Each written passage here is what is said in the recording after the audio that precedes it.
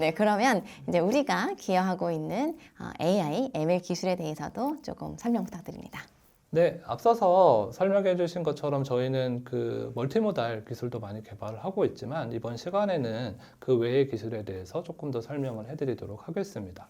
먼저 저희가 하고 있는 거는 컨텐츠 모니터링 혹은 모더레이션이라고 해가지고 저희 라인 사용자분들이 봤을 때 조금 사용자들에게 유해한 데이터가 전달되지 않도록 하는 그런 기능을 개발을 하고 있습니다. 그래서 야한 이미지라든지 아니면은 사용자분들께서 들으시면 안 되는 어떤 욕설 같은 거라든지 이런 컨텐츠가 사용자에게 직접 전달되는 것을 막는 그런 기능을 개발을 하고 있습니다. 그리고 또 저희가 뭐 BGR이라고 해가지고 어떤 뭐 많이 요즘에 많이 보셨을 것 같은데요. 뭐 사진첩 같은 거에서 어떤 특정 오브젝트를 제외한 배경 부분을 지워주는 백그라운드 리무벌 기술 같은 것도 개발을 하고 있고요. 또 다양한 이미지 세그멘테이션 기술이라든지 영상에서 특정 물체가 어디 있는지 찾는 디텍션 기술, 그리고 이 이미지는 어떤 이미지야 라는 것을 구분해주는 이미지 클래시피케이션 기술 같은 것도 개발을 하고 있습니다. 네, 그 다양한 자료들을 좀 준비해 주셨는데요. 이 사례들에 대해서 조금 설명 주실 수 있나요? 먼저 컨텐츠 모니터링 같은 경우에는요. 뭐 예를 들어서 저희가 스티커 같은 걸 만든다고 했을 때 스티커 제작자가 일부러 어떤 욕이라든지 어떤 정치적 문구 같은 것들을 스티커에 은근히 넣어서 사용할 때가 있거든요. 그래서 그런 것들을 잘 필터링 해주는 역할이 필요한데 그런 리뷰 기능을 저희가 개발을 하고 있습니다. 그리고 또 저희가 OCR이라고 해가지고 이미지에 있는 글씨를 인식하는 기술도 같이 개발을 하고 있는데 이를 바탕으로 또 이미지에 있는 어떤 그림들, 글자들 그런 부분을 분석을 해가지고 사용자에게 적절치 않은 데이터를 모니터링하는 일을 하고 있습니다. 그런 기능들이 저희가 뭐 광고팀이라든지 다양한 뭐 아니면 저희 대만에서 사용하는 팩트체커 같은 기술에 적용이 되고 있습니다. 이번 페이지 같은 경우에는 저희가 영상에서 배경을 제거하는 기술을 개발한 것인데요. 이 기술은 특히 광고팀에서 광고를 만들 때 크리에이터들이 광고를 만드실 때 이제 그 특정 오브젝트 부분을 재사용하기 좋게 개발된 기술로서요. 실제로 이제 저희가 어떤 광고 영상에서 오브젝트를 선택하게 되면은 해당 오브젝트만 따로 떼어내서 또 다시 다른 광고 컨텐츠에 붙여넣을 수 있도록 해서 조금 더 빠르게 광고를 생성하실 수 있도록 도와주는 그런 기능입니다. 눕기 딴다라고 하잖아요. 아, 네, 그거 맞습니다. 맞나요? 네, 그 기술입니다. 네, 눕기 따는 기술입니다, 여러분. 네, 그다음 OCR이네요. 네, OCR 기술은 아까 설명드린 대로 이미지에서 이제 글자가 있는 부분을 찾고 그 글자가 뭐라고 쓰여 있는지 인식하는 그런 알고리즘입니다. 그래서 저희 그 라인 카메라 같은 데 있는 OCR 기능이라든지 아니면은 그 라인 타이완 법인에서 제공하고 있는 인보이스라는 서비스에서 특정 글자들을 인식을 하고 그 글자들을 바탕으로 뭐 번역을 해준다든지 뭐 그런 기능을 제공을 하고 있습니다. 저 OCR 궁금한 게 OCR 그냥 일반 텍스트는 정말 거의 다 이제 잘 하는 것 같고 손글씨도 요즘에 잘 보나요? 조금 성능이 떨어질 수 있는데 그 부분에 대해서도 저희도 꾸준히 성능 개선을 진행하고 있어가지고 앞으로 조금 더 좋은 성능의 모델을 제공할 수 있을 것 같습니다. 네, 너무 기대되네요. 그다음은 어떤 건가요? 퓨전 모델에 대해서도 많이 개발을 하고 있습니다. 퓨전 모델이라고 하면 단순히 뭐 이미지만 가지고 어떤 클래시피케이션을 하거나 그런 것이 아니라 뭐 이미지, 비디오, 텍스트 혹은 뭐 해시태그에 있는 정보들을 다 조합을 해가지고 그 결과를 잘 퓨전해서 보여주는 기술인데 저희가 예를 들어서 그런 것들을 이용을 해가지고 붐에 올라온 어떤 포스트들이 어떤 종류의 그런 컨텐츠인지 그런 카테고리를 구분해주는 그런 모델을 저희가 개발을 하였습니다. 마지막 이미지인데요. 이거는 지금 대만 쇼핑에 대한 이미지인 것 같아요. 여기는 어떤 기술이 또 사용됐나요? 네, 앞서서 말씀드린 것과 마찬가지로 이 모델에도 상품의 이미지와 상품에 대한 설명, 그 두 가지 정보를 잘 조합을 해서 이 상품이 어떤 카테고리에 포함되는 상품인지 그런 부분을 구분할 수 있는 그런 모델을 저희가 서비스하고 있습니다.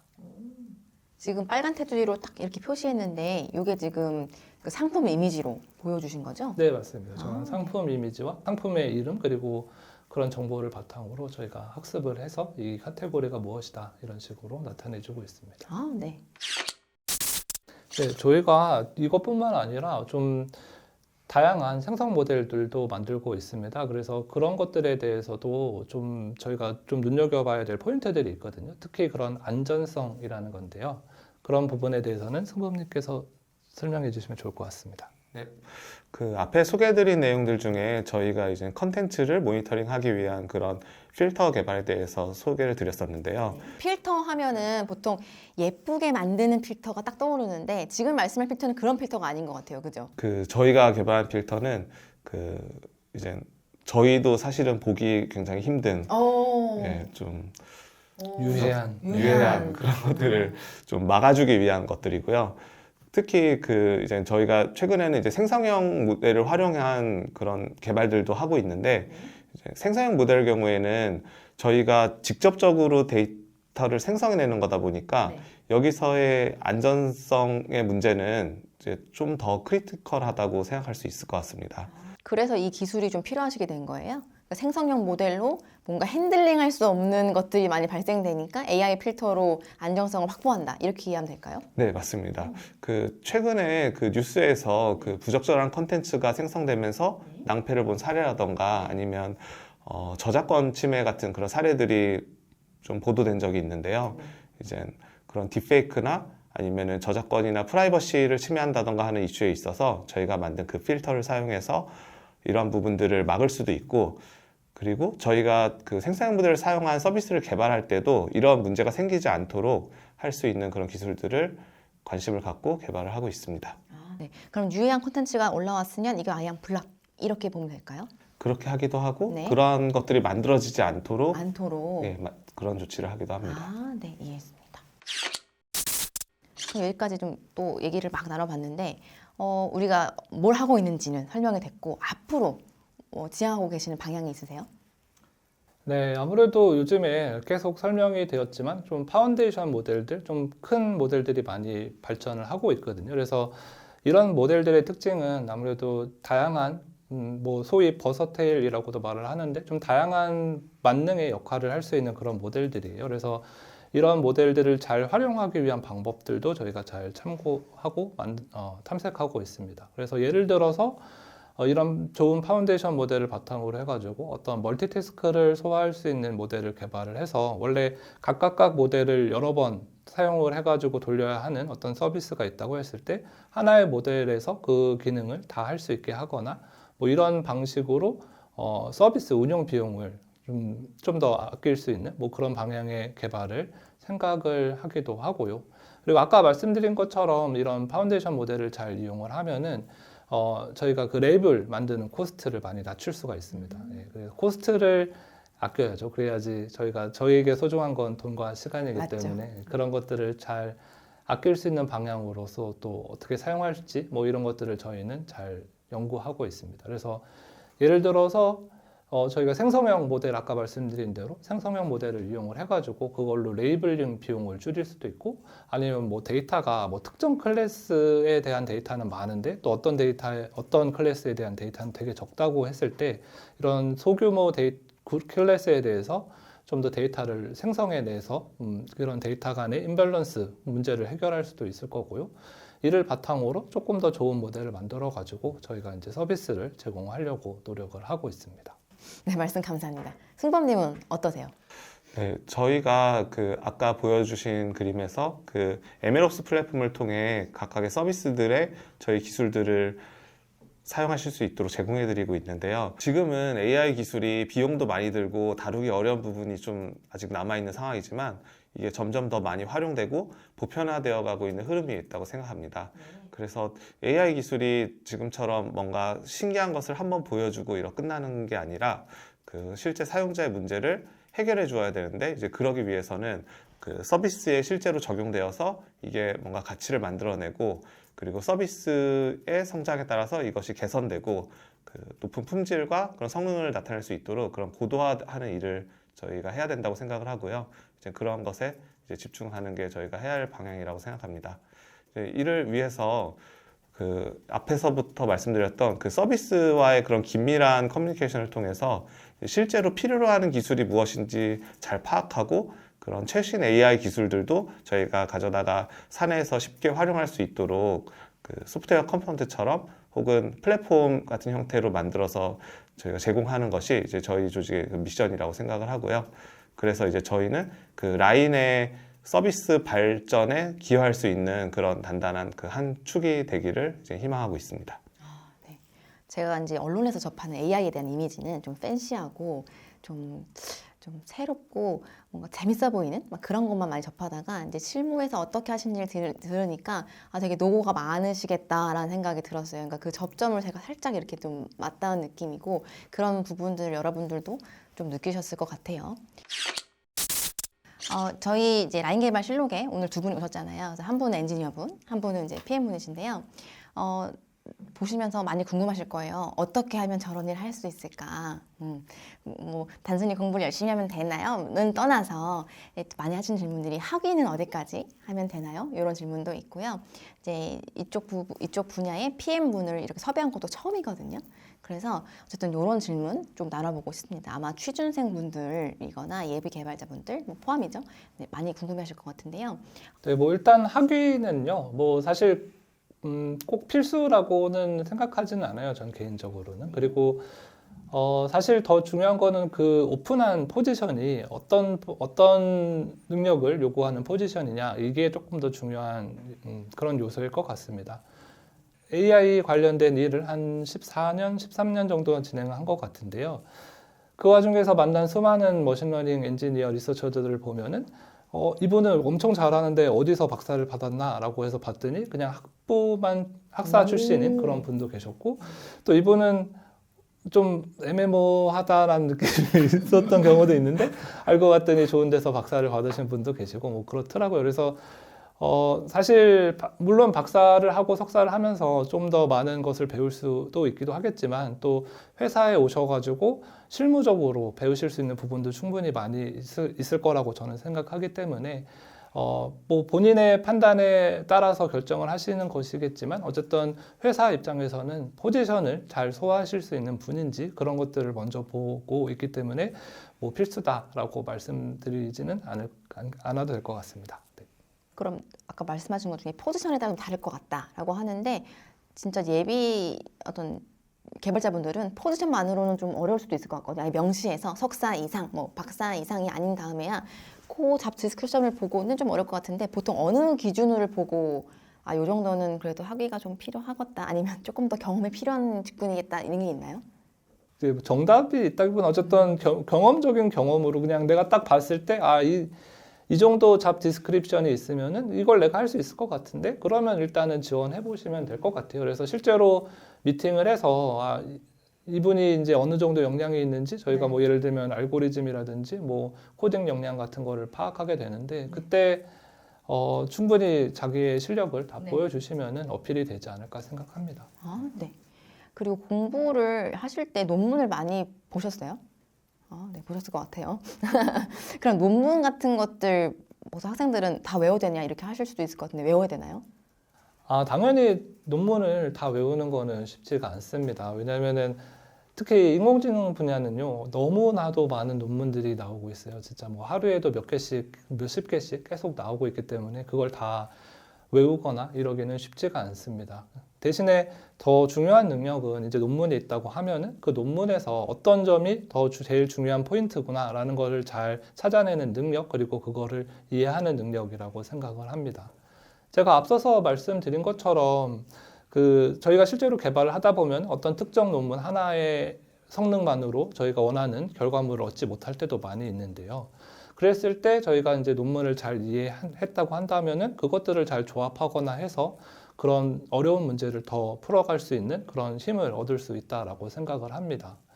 또 이렇게 논문을 이해하는 능력을 가지고 있다 보면은 뭐 자연스럽게 어떤 알고리즘에 어떻게 개발이 되는구나 이런 트렌드 파악도 쉬울 수 있을 거고 이를 바탕으로 또 이런 식으로 개발이 됐으니까 다음에는 이렇게 하면 더 좋아지지 않을까? 뭐 이런 더 나은 알고리즘을 만들 수 있는 역량도 가질 수 있기 때문에 어쨌든 뭐 꼭 중요한 논문 같은 경우에는 뭐 많이 보다 보니 자연스럽게 외워지는 경우도 있을 거라고 생각을 하는데 반드시 이 논문을 외워야 돼, 이 논문을 외우지 못하면 나는 쓰레기야, 뭐 이런 식으로 하실 필요는 전혀 없을 것 같아요. 네. 현업에서 사용하고 계시는 프로그램 랭귀지가 있으세요? 일단은 당연히 있겠지만 네, 네네네. 어떤 걸 뭐 쓰시는지. 머신러닝 리서처나 뭐 이런 분들은 아무래도 파이썬을 많이 사용하시는데 저도 일단은 파이썬 위주로 업무에 적용하고 있습니다. 이 정도면 그래도 좀 자신감을 얻고 여러분들이 지원하시지 않을까라는 생각을 하였습니다. 이제 졸업하시는 분들이 좀 기로에 서서 많이 물어보셨더라고요. 보통 이제 대학원을 더 갈 것인가, 회사를 들어올 것인가 많이 고민하시면서 저한테도 많이 이제 주셨던 질문인데 제가 답변 드리기 좀 어려웠던 부분들이 있는데요. 오늘 이렇게 답변을 직접 들으니까 여러분께 좀 정답까지는 아니더라도 좀 도움이 되지 않을까 생각을 했습니다. 그럼 보통 저희가 라인에서 서비스 PM을 하시는 분들을 전 많이 봤거든요. 근데 이제 AI 쪽의 PM은 처음 뵀어요. 네, 처음 뵙고 분명히 이쪽 부분에 백그라운드가 있으신 분일 거라고 당연히 생각을 했고요. 왜냐면 소타 논문을 보신다고 하셔서 일반인이 접근할 수 없는 그런 아우라를 느꼈거든요. 네, 어떠신가요? 아닙니다. 사실 저는 그건 이제 겉핥기일 뿐이고요. 사실 저는 그냥 일반적으로 그냥 소프트웨어를 전공했고 저도 그냥 일반적인 서비스 쪽에 가까웠는데 하다 보니 이제 이쪽에 일을 어쩌다 보니 우연히 이쪽에 일을 하게 되었고요. 그리고 기본적으로 PM의 역할이나 필요한 역량은 뭐 AI PM이라고 해서 크게 다르지는 않은 것 같습니다. 다만 그 AI 서비스의 경우에는 아까 말씀드린 것처럼 서비스와 잘 눈높이를 맞춰가는 그런 과정들이 좀 어렵고 그런 것들에서 양쪽 사이에서 잘 균형을 맞추는 커뮤니케이션을 해야 되기 때문에 저는 그 AI 기술에 대한 관심과 그리고 그 서비스에 대한 관심 그리고 저희가 데이터를 많이 그 다루게 되다 보니까 그런 데이터에 대한 관심과 그런 호기심들이 굉장히 중요한 부분이라고 생각합니다. AI 기술이 자꾸 새로운 것들이 나오다 보니까 저희가 기존에 하던 일들이 좀 어느 순간 좀 의미가 없어지거나 아니면 기존에 생각했던 것을 방향성을 확 틀어야 되는 그런 경우들이 많이 생기는 것 같아요. 그래서 이런 일을 하다 보면은 외부의 그런 상황들에도 좀 기민하게 좀 살펴봐야 되는 그런 부분들이 있고 이제 자꾸 바뀌는 상황에 대해서 좀 스트레스를 받지 않아야지 좀 이 일을 하는데 유리한 것 같습니다. 뭔가 작업량을 바뀌고 거기에 내가 적응해야 되고 막 네. 이런 느낌일까요? 네. 정우님은 어떠세요?